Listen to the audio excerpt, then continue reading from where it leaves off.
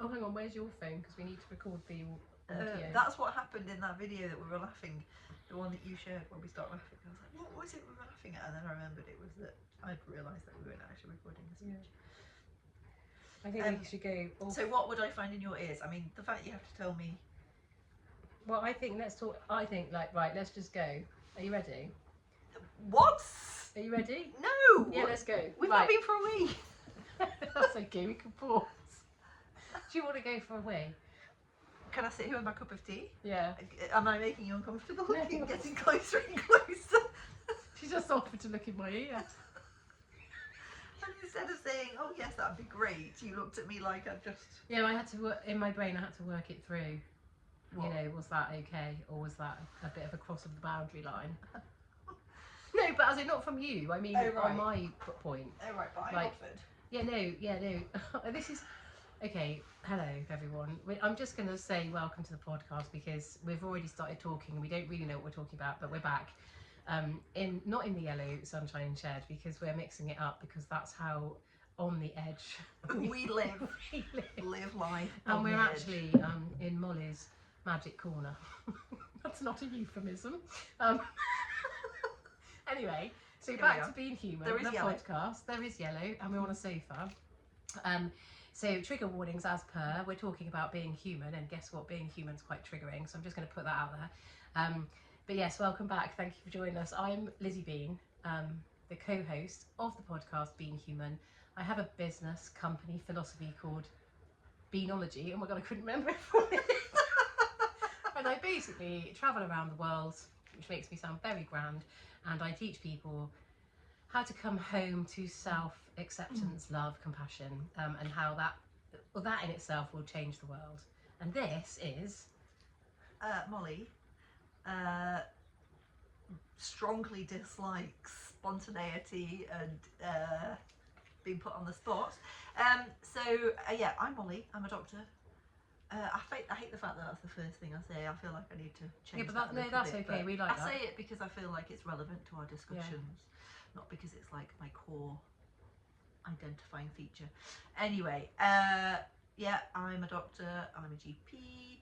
I work in paediatrics. I work for a social enterprise called Body Happy Org, delivering workshops to schools about body image, and I own my own business. Supporting families of children with feeding differences, and at the core of what I do is the belief that diversity of bodies and of mind should be celebrated, and that we should kind of move away from all of the messages that we get from a very young age about how we should look, particularly around fatness and dieting. I concur. Good. That's a good starting point. And I don't know why. I hope my first thing is I really hope that the sound works because we haven't tested anything. So I'm sure it'll be fine. Just move the phone a bit near there. We'll do that there. Yeah, the sound waves have increased. And then, well, we'll see. Anyway, but I've just decided, whilst we start, basically we've got no topic of conversation tonight planned. We've got no planning. I've written nothing in my book. I've not written anything. No, and normally we like to have a plan because normally it's pertinent to our existence. But I think tonight, because I've come in here and we've talked about intimate itching. God. No, I don't want to talk about intimate itching. I want to talk about perimenopause and menopause and getting older and being a middle-aged woman and the identity that we have and the fact that you've just said, I'm a doctor, but I wish I didn't label myself that first. And I want to talk about the importance of labels but also the importance of understanding that we're more than our labels, but how labels can be really useful and also intimate itching. I'm just joking about that. The world is walking around with itchy bottoms, let me tell you. Yeah, honestly. I've got an itchy, so the reason why, is this okay subject to talk about? Not the intimate itching. I mean, we didn't actually talk about itching of our bums. We No, talked about no. itching of our bits. Yeah, because I'm 47, I know I don't look it, which is a ridiculous thing, because I do. And also I've decided this year to have my 50th birthday. Oh right, party. Even though you're not turning 50? Yeah. Okay. Because why would I wait until I'm 50 to celebrate the fact I'm still alive? Okay, so it's not celebrating the turning 50 is just celebrating you. Yeah, being alive. Okay, that's great. I like that. Me too, yeah. I don't know when because I'm away for my birthday, but another time.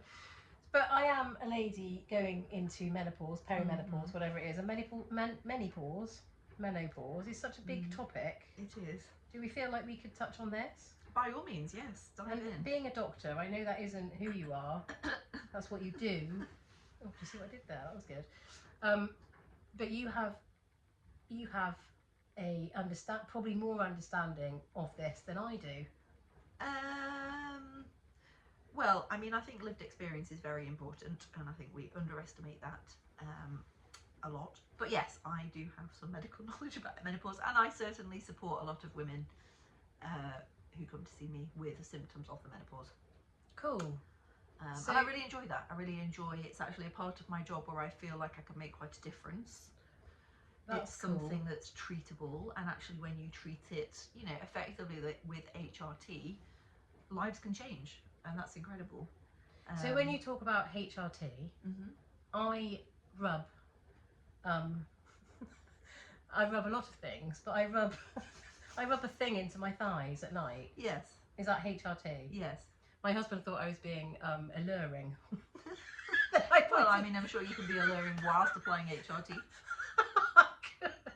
But I wasn't being alluring. I was literally just trying to not lose my mind by rubbing things into my thighs. And I had a conversation with the doctor about, because there's so many things, I feel like with everything in the world, mental health, well-being, physical health, diets, bodies, neurodiversity, there's so many different messages that we're getting from everywhere all the time that sometimes it's no wonder that we all think we're going mad. Because there's so many answers to the question. The question being... Any question. Right. Yeah, I mean, I guess, kind of having access to loads of information is wonderful in many ways. Yeah. But it also can be extremely confusing. Yes. And yeah, sometimes I do hanker after the simplicity of, you know, 20, 30 years ago when, you know, our parents were asking themselves the same questions that we are now, and they had, you know, one book to look in. Yeah. Or no books to look in. But also HRT was really demonised back in the day. Our attitude towards menopause has really changed, and I think has really changed for the positive. So we recognise that there's far more to menopause than just hot flushes. Yeah. So, you know, there is a myriad of symptoms. And most importantly for me, we're recognising that the real impact this has on women's lives, the quality of their lives for a number of years. Yes. And we're also now able to see that, you know, treating that is safe in most instances, and as I said before, life-changing. Right, so because the other thing that's really fascinating is that people, when menopause, about, I don't know how many years ago, maybe even 2 years ago, like not very long ago, suddenly menopause became a massive buzzword. Yes. Because Davina McCall Yes. did a big thing about menopause and private clinics and going to get the right support. But those private clinics, I'm not saying they're wrong or right, I don't know enough about it, but they were just giving the medical information that the NHS would have given us, right? In terms of, I mean, that's a question really. Why did we need to go down a private medical route to find out we were in menopause? Did we not have access to that information from a standard place? I mean, we should have access to that information from a standard place. I think, you know, people like to go and see a specialist.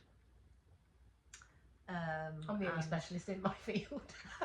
I'm a beanologist. Well, there you go. You see, so yeah, people come to see you. Yeah, people. So that's true. People do like a specialist, but we can't all afford a specialist, right? We absolutely can't all afford a specialist, no. Well, certainly not a private one.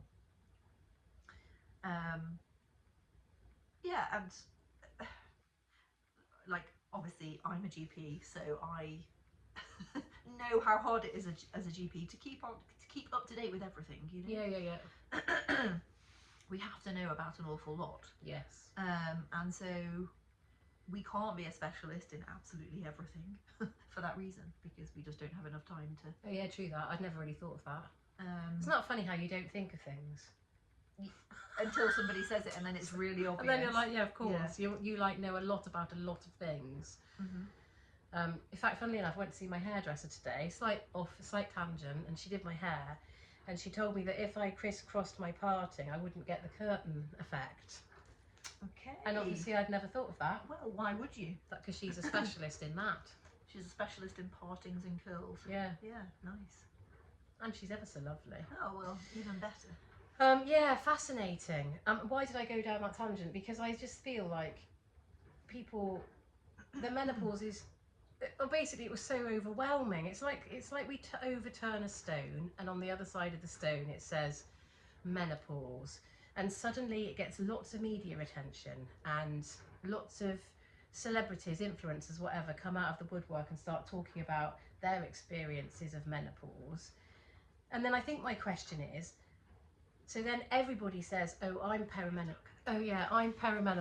or I'm menopausal, or I'm having the symptoms of menopause. And then you'll go to the doctor and you're saying, like, I wake up in the middle of the night absolutely drenched in sweat, and not because I've been alluring with my husband, just because I am.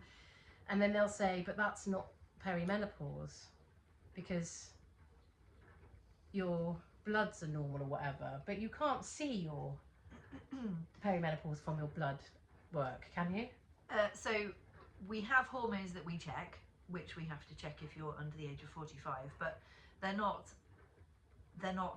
diagnostic, because your hormone levels fluctuate throughout the day. Oh yeah, So, true. you know, if you check your hormone levels at 8 o'clock in the morning, they'll be different to your hormone levels at 2 o'clock in the afternoon.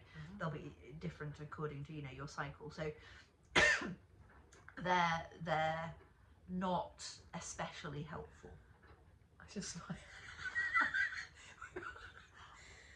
so that's why it's so difficult, the whole thing. It is very difficult, absolutely.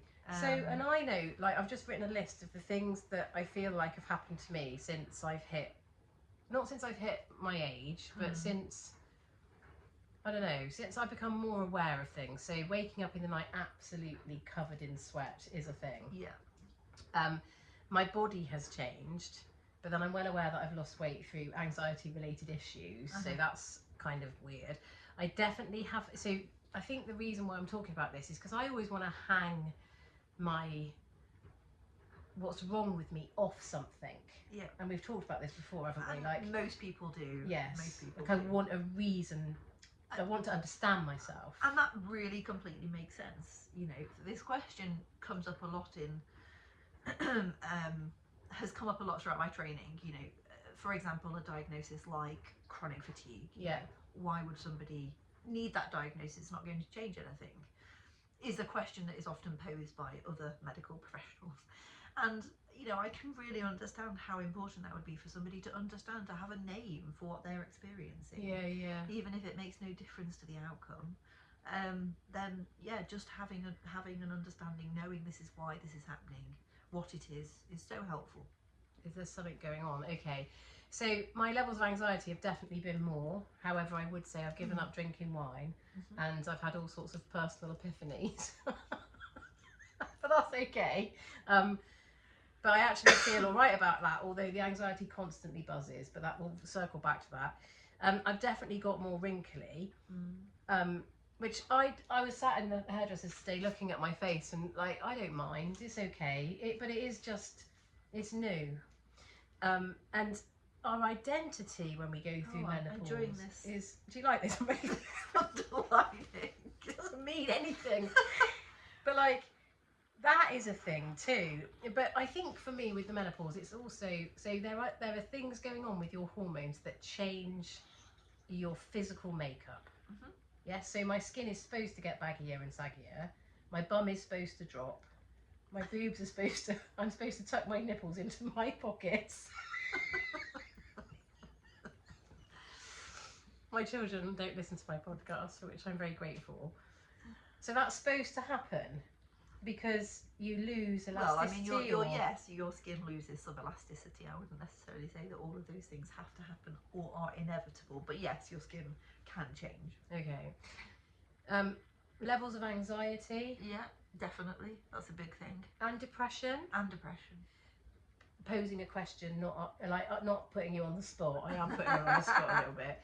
But anxiety and depression also, because I feel like midlife is not just are we dealing with changes within us that are attributed to changing hormones, but also our life is changing too. Exactly.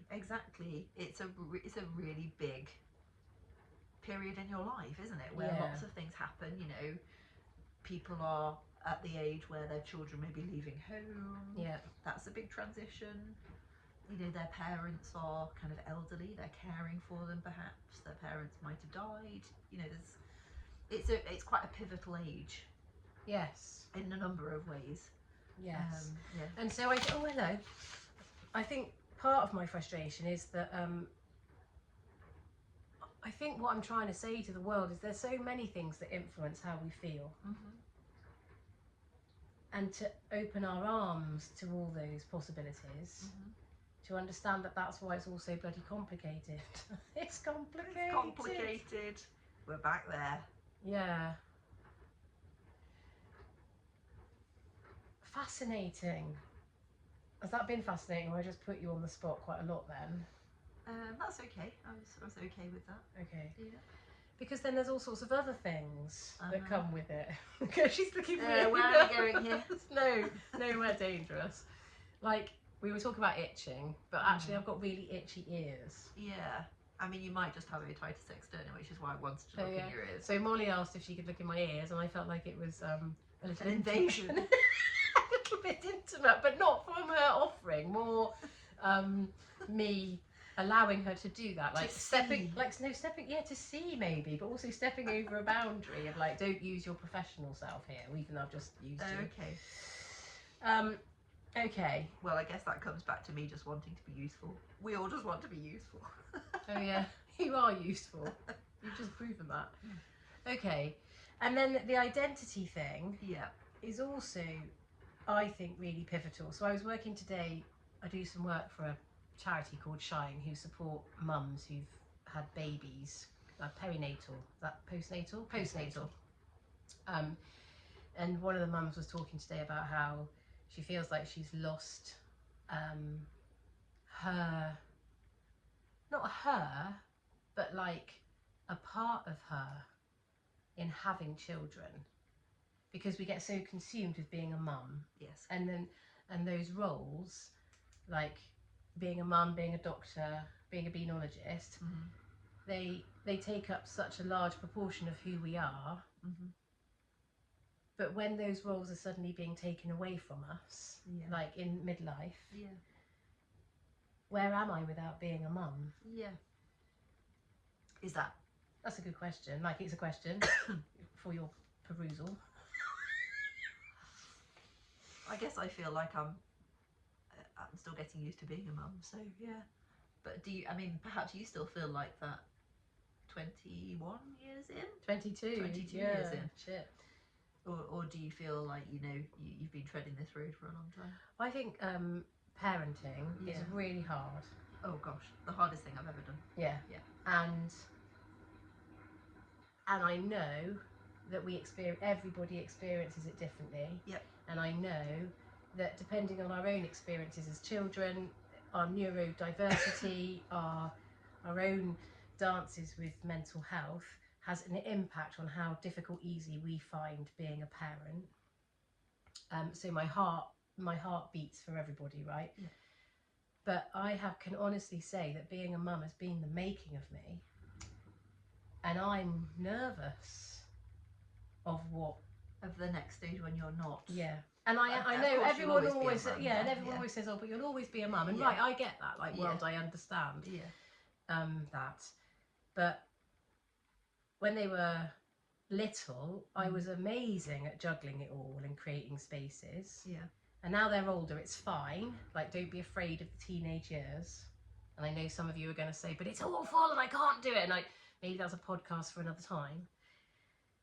But I miss the ease in which I could fix their tears. Because it gets ever so complicated. you see, I had babies that cried a lot, and I could never console them. So Yeah, that's also really hard. I've never really experienced the I can fix their tears thing. Oh yeah, okay.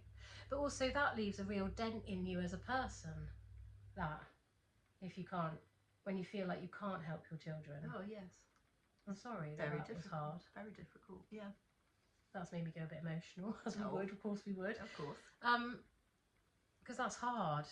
And the reason why I'm talking about that really is because it's such a big part of our existence as women and mums and midlife. So suddenly when the menopause comes, when we're more susceptible to everything else, so we're getting insecure because we're looking older, we're tireder, our brains are fuzzy. That's a thing, right? Or is that just me? No, that's definitely a thing. I've got itchy ears, and then my children start like leaving home. It's a lot. Yeah. And so are you feeling that? Is that something that's on your mind a lot? Well, it comes and goes in waves. Okay. Because my children are, funnily enough, all still at home. Haven't gone anywhere. Which is testament to you, by the way. Well, I hope so. Yeah, definitely. I just want them to save some money so that they can find their way rather than get into debt. Okay. Yeah, that's another bloody podcast. But the reason I'm talking about that, actually, even the parenting thing aside, is these roles that we assume as humans. So like you saying earlier on, I'm a doctor, but that's not really what... You're more than that. You're so much more than a doctor, even though a doctor is the heights of... I know you're going to laugh at that and say, no, it isn't, Lizzie, but it is from a societal perspective. Yes. Right? When we strip away those roles, who are we? Yeah. I don't know. She wasn't ready for that. I'm not sure when I'd ever be ready to answer that question, to be honest. Yeah, I'm still searching. Yeah, it's a really fascinating thing. And sorry, go on. No, I just want to kind of dig a bit deeper in terms of you saying parenting was the making of you. You mentioned, being able to kind of console your child, but like, tell us more about why parenting was the making of you. And well, because I suddenly had full permission to be a knob and to dress up as a unicorn and to gallop round the park and to paint and to cover myself in glitter and to do roly-polies and to stand on skateboards and fall off and to do those things round poles, when you go whoopie-whoop round a pole, and to sit on the swing and to get in the bath with everybody and to have baths in the middle of the day and eat spaghetti hoops on toast and to spell out little words with alphabetic spaghetti, like Willy, because that's how mature I am. And I think that what a wonderful mum you were. Being I think that it's because play is a really integral part of my makeup. Yeah, that's great. But since meeting you, it's all died off. No, since meeting you and our talk about ADHD and neurodivergence and acceptance of self and our fizziness, I've realised that I think what was allowed out to play was all the fizzy. Yeah. And you've given me permission. You haven't actually said you can... Off you go, Lizzie, but... Sorry, everyone. You've given me permission to be that fizzy person. Oh. Without having to have a reason, an excuse to be that fizzy person. Oh gosh, that's a really big thing to say.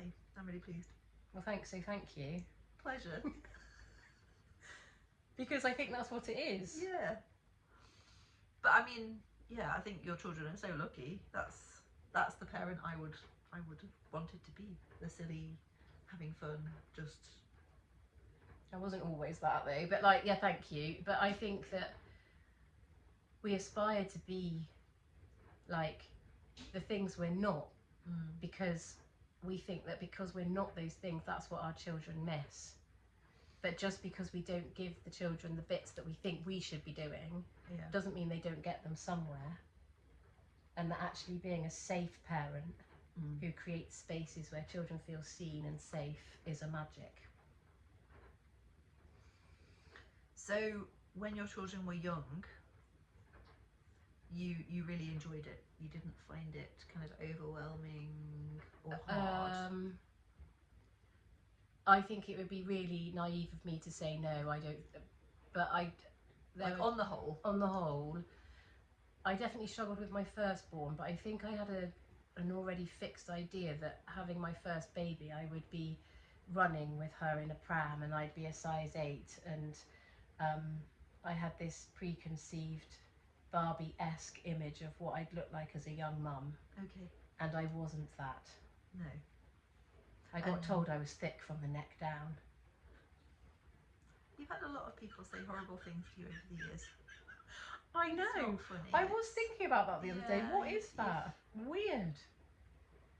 It is weird. It is weird. Well,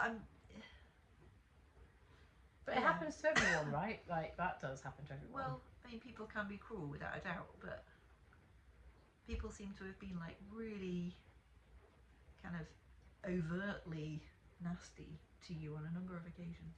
Oh, sorry. I'm laughing because I'm thinking about that, and then what happens in my flip-flop brain is I go, oh, am I making myself the victim?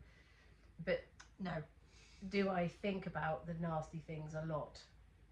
I think because they feel so big for me. Yeah. I'm not saying they're not nasty. They're not. I mean, they are. They are. Yeah. But they impacted me so much that I don't forget them. No, well, of course. I mean, I wonder. I don't know. I don't want to start making excuses for people being nasty, but I wonder if part of it is because you seem so. Yeah, like resilient, happy in your own skin, and you know, like you don't take yourself too seriously. That I wonder if that's meant that people have felt that, you know, it will kind of wash over you when they say these things. Yeah, I don't know. Or people still do it now, to be honest. Like the other day, somebody said something really hurt, and I was like, ah. Like they said, oh, you always draw attention to yourself, and that's a real thing. Like I try really hard not to do that. Right. Except when I'm at work, because obviously that's what I'm there for. Yeah. It's a really cutting comment and really unnecessary. It is, and it came from people that I thought loved me. Oh, I'm sorry. Which makes it even more hilarious. Yeah, well. Actually, this takes me nicely. We're going to swiftly... Okay. No, not because I mind, but... No, that's okay. So have you heard of this new Mel Robbins? Have you heard of Mel Robbins? I came across her when I was searching for podcasts recently, but I don't actually know anything about her. Oh, okay, so she's just written a new book called Let Them. Right. And it's very bean in terms of we can't change people. We can influence them, we can't change them. So if people are going to be unkind, we just need to let them and accept that that's what they are and move forward. And the reason I'm talking about that is because I think it's a fascinating thing to think about. Like, is it possible, as someone who's neurodiverse and really acutely feels everything, the rejection thing is so huge, that we can start utilising this let them theory in order to help ourselves feel less in the face of those big feelings of rejection. I don't really understand what you mean when you say let them. So basically, so going back to the story that we just did about 2 people being unkind to me that's supposed to love me. I see. I could, in those instances, I can stand up for myself. Yeah. And say, I don't think that's very kind. Yeah. But I get to the point where I think, what's the point? Because... Just let them. Just let them. I see. And no, it I speaks... don't know. Yeah, no, it's a fascinating... Because I think especially with rejection sensitivity dysphoria... Yeah. Is that right? That is right. That let them thing is really tricky because it feels so difficult. And that also feels like you're not kind of advocating for yourself or asserting your needs, really. Yes, but you see what she's saying is, and it's such a truth, we can't control other people. And so if someone is unkind to us as adults, and we say, I don't like you speaking to me like that, will it make any difference? I mean, I see the argument. It's a lot of wasted energy. Yes, it's that. It's basically that, yeah. I like that you both have a cough. Must be really annoying. I've been trying to hold it in. You let it out. Let it out then. We've both got a bit of a cough. Yeah. So she tried to look in my ear.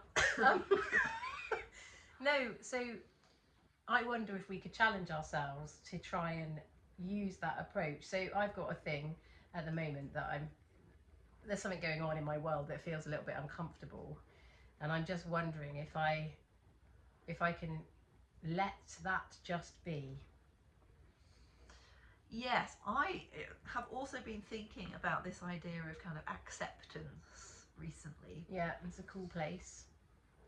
Acceptance of situations that feel not very nice, or feel uncertain, or feel disappointing. Yeah. And I'm terrible at that. I can't actually think of my life that I've ever been at a place where I've accepted something that I didn't. Yeah. Oh, that's fascinating. Okay. And I feel like that's actually caused problems for me. What, the not being able to accept it? Not being able to accept it. And I really do want to learn how to do that. Yeah, that's flippy floppy brain stuff. Yeah, but it is that constant dance in my head. Yeah. But it means that you never reach a conclusion. Like, you never reach a point where you're kind of okay. Like, there's kind of no closure ever, because it's always this dance between the two. Whereas what I want to reach is this point, where I'm like, okay, that is how I feel about it, and that is okay, and I accept it. Yeah, but what is it? What's your block that stops you accepting it? Like a lack of fairness, a lack of having your side of the story heard, a lack of not feeling like you've been seen. Do you know what I mean? Like, what is it? Is there a theme that runs through all of those situations that you can pinpoint what part of it is, part of you it is, that won't allow an acceptance to come? Something I need to think about. Yeah.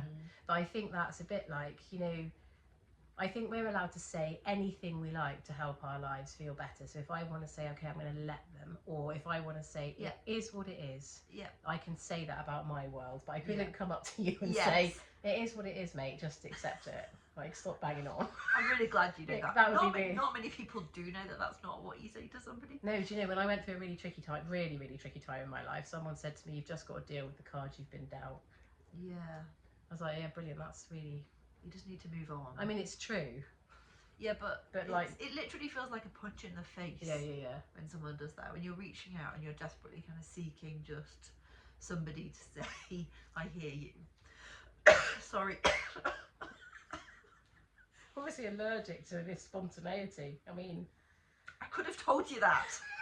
I said that 6 episodes ago. She's doing really well. She's got more and more spontaneous as the weeks have gone by. Yeah.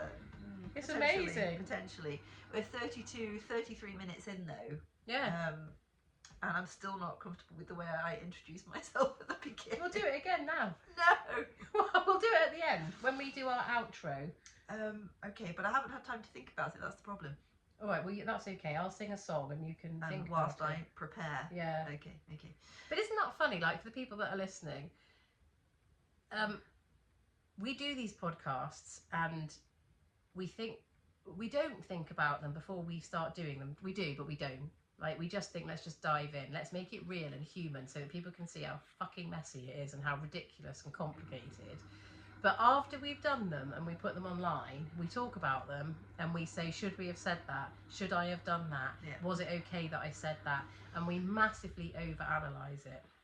And we overanalyze it because we are very aware that we get information and we interpret it, and you will get information and you will interpret it, and we don't want to be people that upset people. No. And I like everything I say to be accurate. Yeah, true.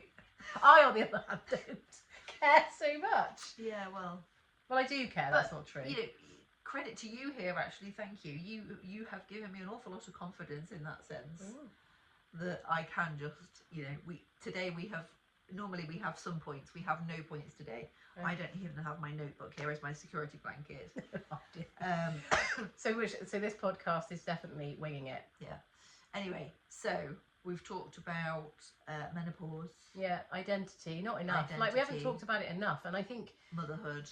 I think really the point of that is that it is so complicated and so complex being human, and people will say, you know, it's really easy, just, you know, adopt the let them theory or adopt this theory, but it takes time to find your way to those places where you can just be accepting. I think that's the crux of it.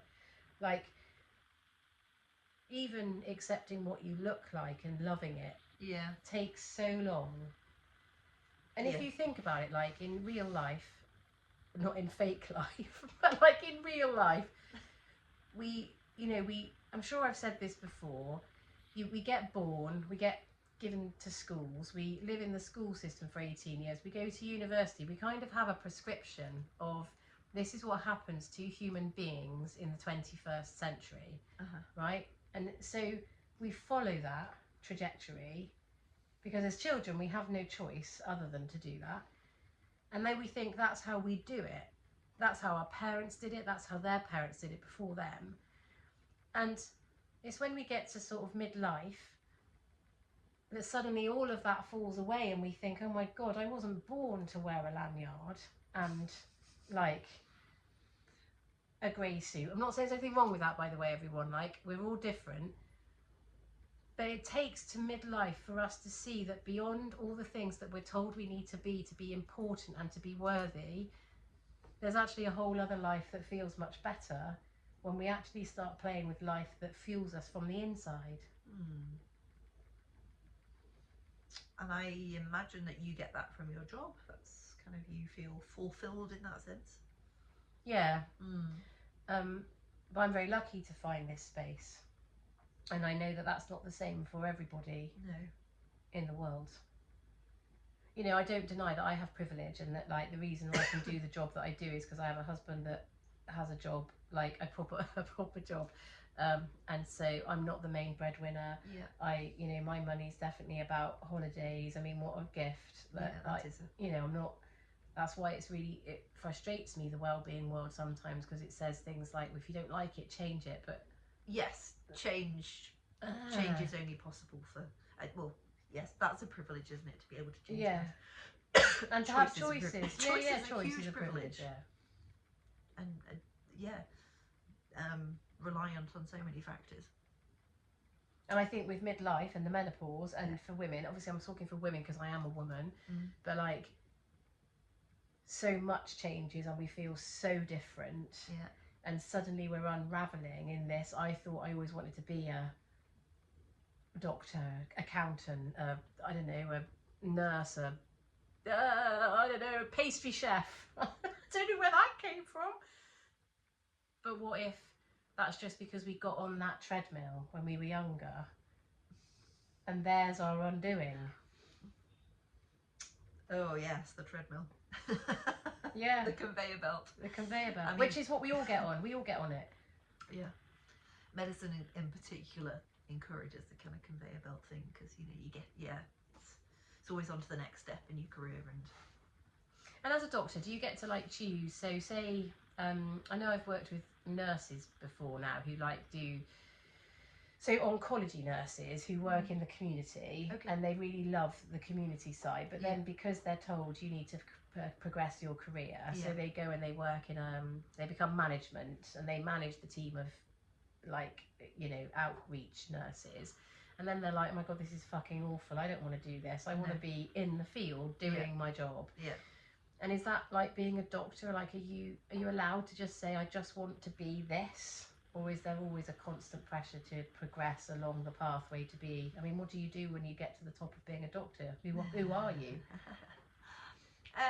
I mean, there's very clear career progression, and there is a point where, you know, you've reached the top of that progression, but there is an ongoing need for, like, you know, learning and new research that's out there and everything else.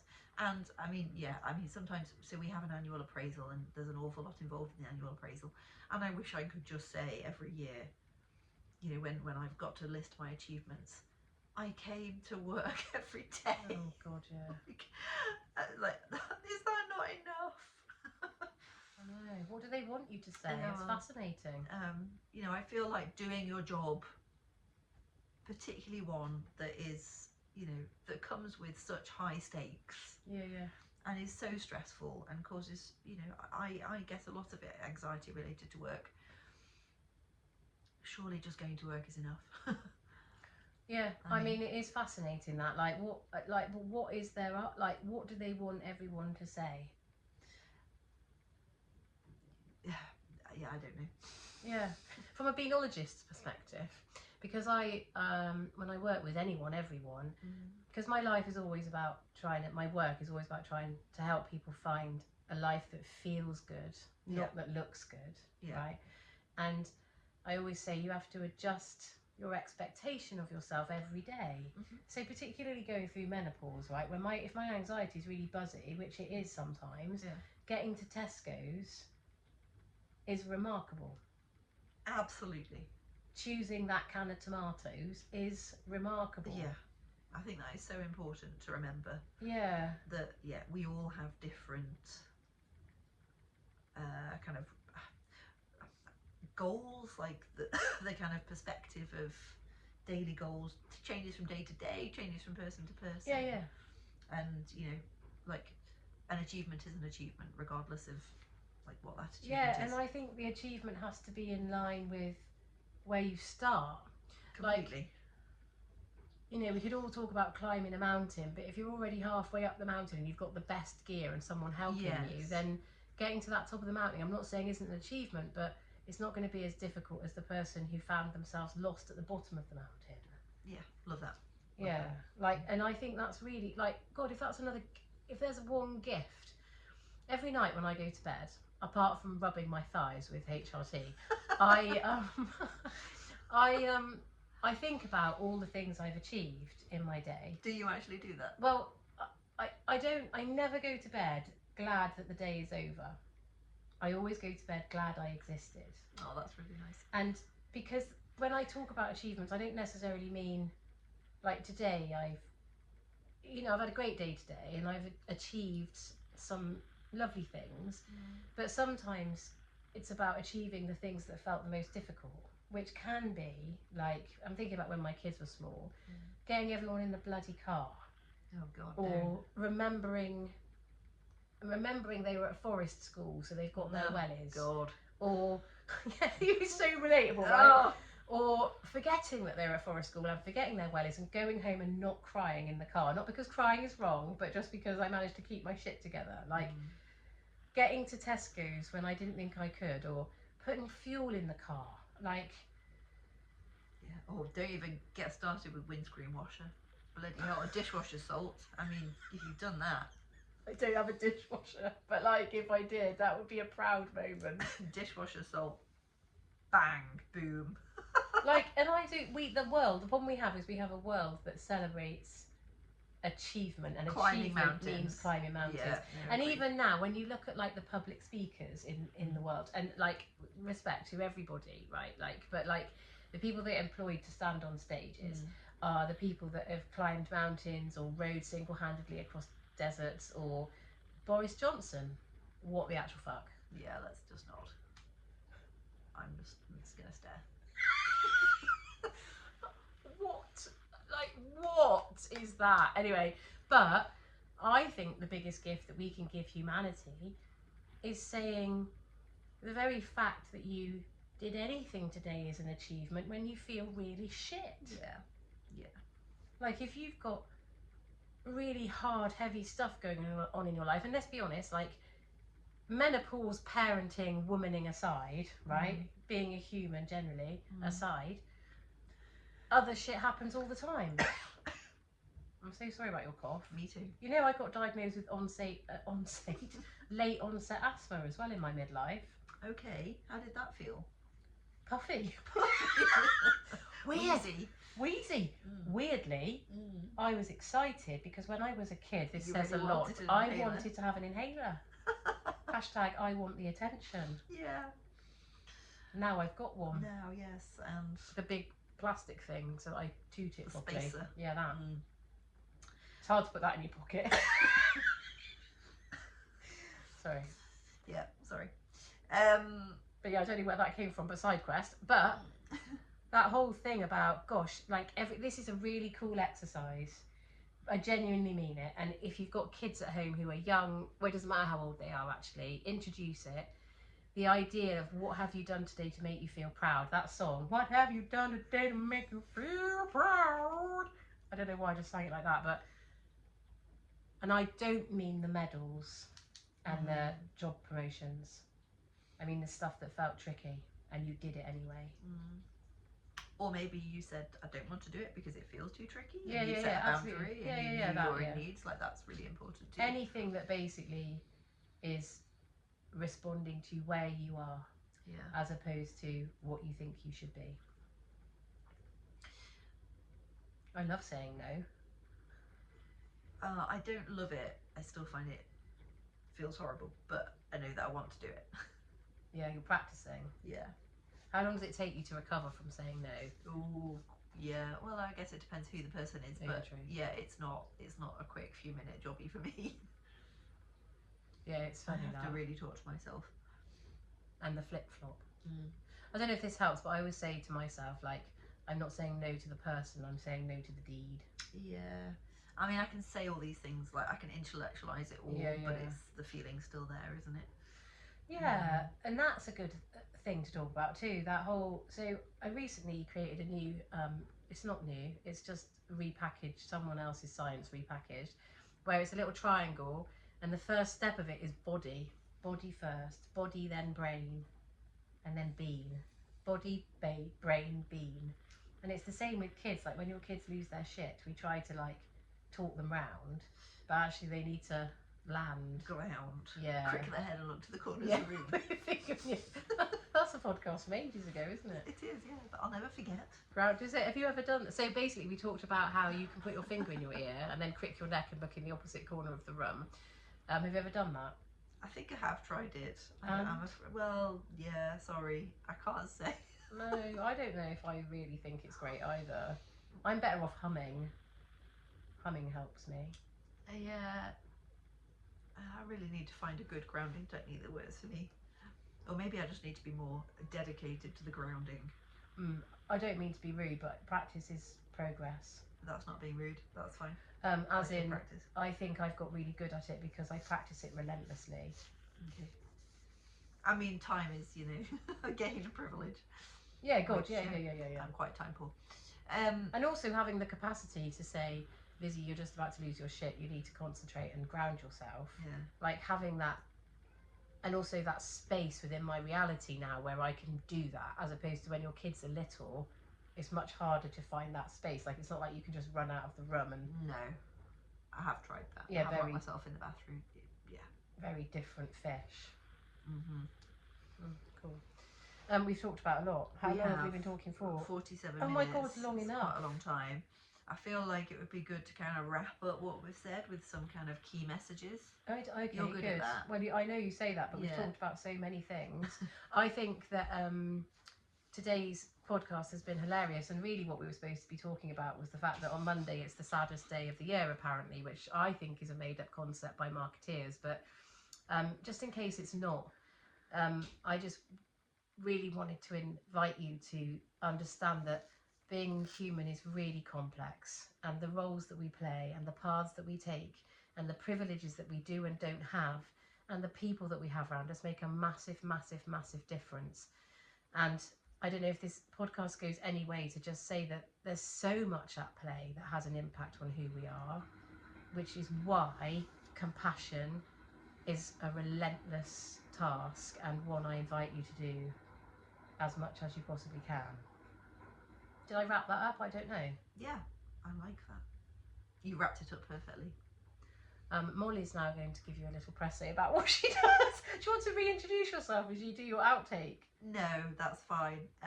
Basically, she's brilliant, right? Oh, and sure. she is brilliant. She doesn't like it when I say that. We talked about this before.